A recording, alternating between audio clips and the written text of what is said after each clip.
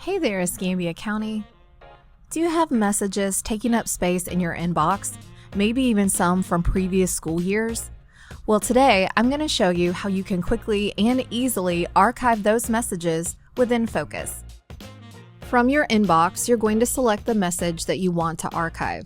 For my example, I'm choosing John Smith. Now I notice there's a file box in the top right-hand corner.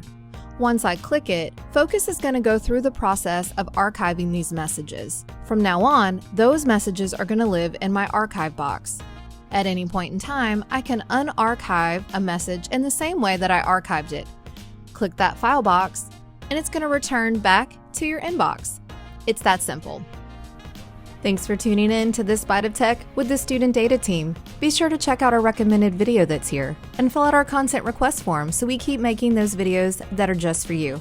Subscribe to our YouTube channel so you don't miss our new content, because we're all in.